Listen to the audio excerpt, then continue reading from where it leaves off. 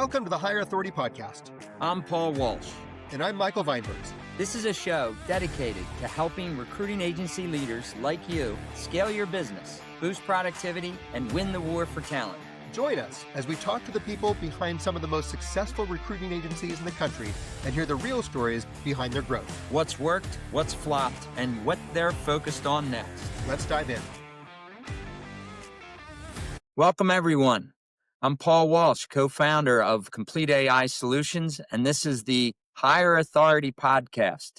Today, I'm joined by Debi Easterday, CEO of H2B Consulting. She's a 25-year veteran in recruiting, a champion of human-first hiring, and recently announced that H2B Consulting is officially UOSB certified. Debi also works across multiple verticals: healthcare, dental, tech, pharma, sports and entertainment, and more. Debi, thanks for joining us. Thanks for having me. Before we jump in, can you tell us a little bit about H2B Consulting? H2B stands for Human to Business. And at H2B, we're really kind of redefining the agency recruiting business model by putting the human right back in the center where they belonged all along. We are currently delivering executive search, contract and fractional talent solutions, and also RPO services. We work across a pretty diverse sector of or industry sectors. You were saying a few of them: healthcare, tech, life sciences, dental tech. We also work in aerospace and defense and legal. I am bringing 25 years of experience in recruiting to the table, and we concentrate really on delivering precision sourcing and partnership-based talent solutions to our clients. I am right now leading my firm in building really deep client to talent alignment and just overall building really high impact teams that help our business clients evolve. I think our core differentiator really is the fact that we have rejected the body shop mindset, and instead we really prioritize culture fit and diversity and just creating meaningful outcomes for everyone involved. So you've been recruiting for more than 25 years. When did the human to business philosophy really click for you? That moment where you knew you wanted to build an agency around a human first approach? That was always in the back of my head, right? Even when I was working for other people, I kind of saw what was happening, and I was unsettled by the dynamics. I felt like people forgot that we were dealing with human lives here. And so really, when I first started in recruiting, I was seeing things that made me feel unsettled. And I knew that when I opened my own business, our core focus was going to be in several different areas. Makes sense. You Yeah. recently announced H2B's WSB certification, which is a huge milestone. What does that unlock for the business, and how are you thinking about leveraging it in your next stage of growth? I haven't really thought too much about how this is going to propel us into a different area, really, Paul. It's just been more, I had some clients who I knew it would benefit them for me to go through process because a lot of the enterprise level organizations, they actually do benefit from working with women-owned or small business entities. So I really got that certification more for my clients than for myself, but work very heavily in the aerospace and defense sector. So I'm thinking this is going to open up some more doors in that area. That's great. That makes perfect sense. I wasn't actually sure and wanted to kind of drill down a little, maybe to, kind of see that. So across your verticals, healthcare, dental, tech, pharma, what's been your single biggest operational win in the past 12 months? What do you think drove it? Anything in particular? I would say the biggest operational win has really just been building my team. It is something that's going to allow us to scale and to grow as an organization. I can't do everything. I've tried. It doesn't work well, but Yeah. I feel like I can empathize with my clients because I know the difference it really makes when you have a fantastic team. And so I feel like scaling our team, both on the recruiting and on the operations level, it's been a game changer for us. So we're able to provide much better service to both our candidates and our clients, and taking care of the consultants we have in the field, right? We Yeah. can't just Yeah. place them and then hope everything works out. We really do believe in staying in touch and staying close. So I would say that growth, the team growth has really helped us tremendously the past year. That makes sense. This is more drilling down a little further. Is there any like a specific, like a toughest operational challenge that you're facing right now as you scale H2B? Where does the real friction show up in day to day, would you might say? Yeah, I would say it's definitely tightening up the processes, right? Okay. When you're trying to take care of all of these different people along the way, operations and administration tasks get in the way of that. So I would say really kind of focusing in on what's repeatable. What can we create that is precision sourcing focused, that is human centric, but that also is going to kind of take some of that administrative burden off of our shoulders. AI has helped tremendously in that regard. We are really focused in on kind of balancing that human touch with also automating some of the back end details of the business. That's a great word because it really is that balance, that balancing act. When you look at your delivery process, where's the biggest bottleneck? Finding applicants, engaging qualified candidates, or managing the placement process? I'd say the biggest bottleneck is really creating meaningful engagement. That's what's really going to kind of propel all of our business forward is that relationship. And that's not something you can automate. That's not something that's real quick. It's a long game commitment. And I'll say that across all aspects of my business, anyone on the team will say it is about making sure you're establishing meaningful, symbiotic relationships with basically anyone you come in contact with, whether that's someone in procurement or, one of our vendor partners or a consultant or a candidate. It's really about making sure that we are establishing a real human to human connection with folks. And that's never quick and dirty. That's something that takes. Absolutely. And Debbie, you're known for creating a truly human experience. How do you ensure every candidate has a positive touch point, even if they're not ultimately the right fit? I feel like it's more important to feel like they're not a right fit right now, or they're not a right fit for this position. That doesn't mean that they're not a perfect fit for a job I don't even know I'm going to get 9 months from now. So getting to know people, I feel like a lot of recruiting has been transactional, where it's, can you benefit me right now? Oh, you can't? Okay, well, I don't need to bother with you then. You do need to bother with them. Because if this is someone who could be a great candidate for another client, you reach out to them regardless and you build that rapport. And you have established mutual familiarity so that when you do call them 9 months from now, when that real job shows up for that person, they know who you are and they love that you remembered them. So yeah, I feel like there's no such thing as not the right candidate. It's not Yeah, the I right like candidate right yeah, now. you got great. That's such a great line. Great, you know, insight. We touched a little bit on this. We just kind of commented on it, but how is the AI revolution actually hitting your day-to-day operations beyond the hype? Are there areas where it's been helpful and areas where you're intentionally keeping things human? We are always intentionally keeping things human. I feel like where we're using AI, really, it's more about creating efficiency.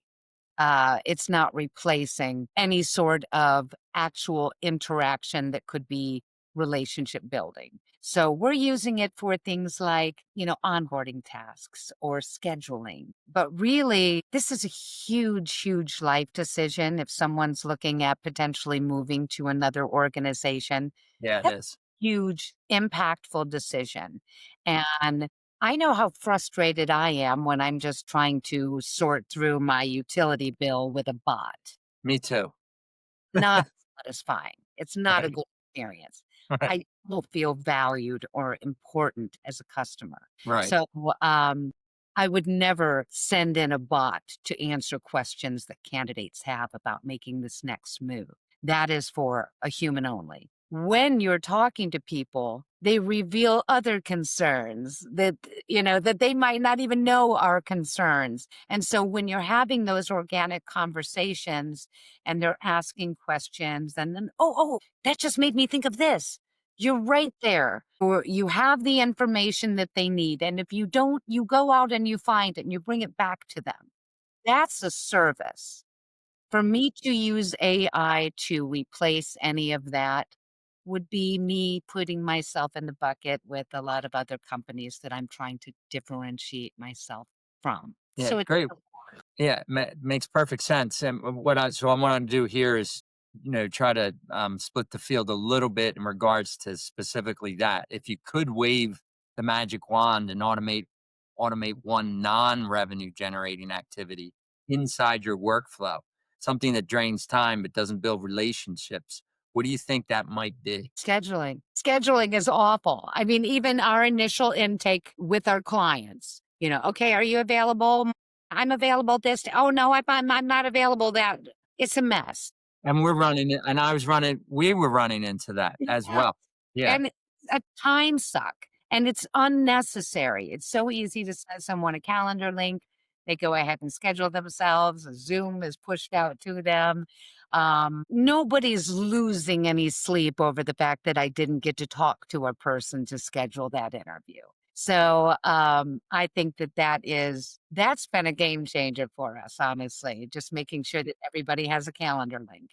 Um, that's been incredibly helpful. And it's not a touch point that requires a human being to be involved. Makes sense. With more clients and candidates operating across remote and hybrid environments, how has that changed your playbook for sourcing, screening, or maintaining engagements? I've been remote for over 20 years, Paul, so I know how to do it well.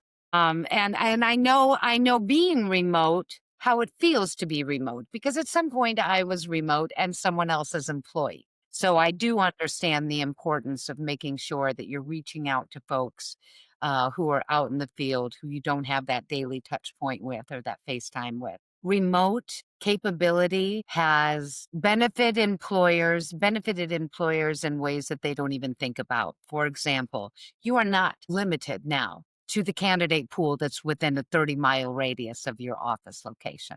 Great point. Yeah. And when we were doing that, when was before, you had to either convince someone to move across the country to take this job, or you had to limit yourself to that local talent pool. I don't feel like that's smart.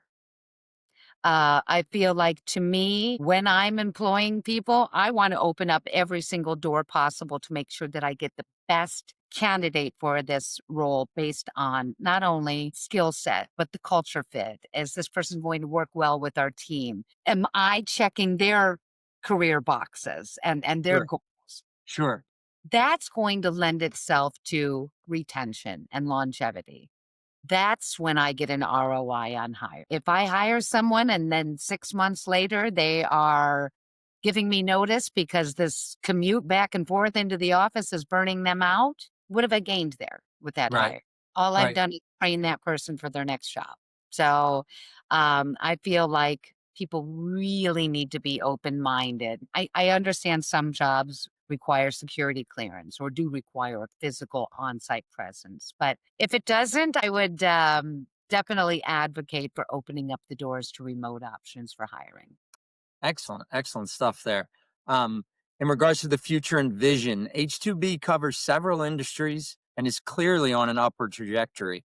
Where do you see the company in the next 3 to 5 years? And what needs to happen operationally or strategically to get there? The next 3 to 5 years, I hope to be doing exactly what we're doing, but at a grander scale. We are constantly growing, and that's wonderful. But we do understand that with growth comes some new challenges because we do want to be human first. And scalability has always been my biggest nemesis. I know we need to grow. Whether we like it or not, we're growing all the time. So it really is, what are the policies, the processes, and the workflows that we're going to put in place to make sure that as we grow, we aren't losing that human connection that differentiates us. So we are working more with templates. So we are working more with automation. But again, I feel like growth for us will be slower because our vetting process is very thoughtful. And I feel like when we're adding to the recruiting team, for example, it's a heart first hire, Paul. So when we're seeing very transactional recruiters come to the table to apply, that's not somebody who's going to be a great member of our team. I tend to hire for personality and heart first, and then take my time to really train side by side anyone who joins the team so that they understand not only how to do their job, but how to do their job and to do it in a way that is in line with our culture and our brand. Sometimes it's undoing what you've learned in your previous roles and having a new mindset emerge about how we do recruiting here. I think when people are coming from a quotas and metrics based recruiting background, they just want to, throw the resumes in. Hey, look, busy. Look at all these resumes. Right. I don't like that. That's a waste of time. I feel like we've always been quality first. And I would much rather go to a client and say, we don't have anyone for you, than here are 5 people who I know are C- at best. Why don't you waste your time looking at these candidates? It's Yeah. not this model we want. That's not delivering the service level that we want our clients to expect from us. So they know when they see a candidate come through that they should get excited because it's going to be a viable hire. But we're not always the fastest. That's not the game we're trying to play. We're trying to be the best. Well said. And, when I first met you, not to be melodramatic, but it's actually a beautiful approach. And that's just my personal insight on it when I first started having those discussions. And a word that comes to mind for me and listening to what you just said there is just the empathetic side of what you're doing in your engagement. So as I wrap up, Debbie, thanks so much for sharing your insights. This was incredibly valuable. I really appreciate your time and openness today. For our listeners, where can they learn more about you and the great work you're doing at H2B Consulting? I would welcome them to connect with me on LinkedIn. I pretty much live there. I'm pretty much always on LinkedIn. I'm hoping that you will put a little link to my profile. Make it easy so they don't have to go looking for me, but it's Debi Easterday. I welcome all calls. I am an advocate for collaboration. So yeah, let's partner up. I'd love to meet everybody. That's perfect. Thank you, Debbie. That's all for today. If you're enjoying the content and you haven't done so already, please take a moment to like and subscribe. And we'll look forward to seeing you next time here on the Higher Authority Podcast.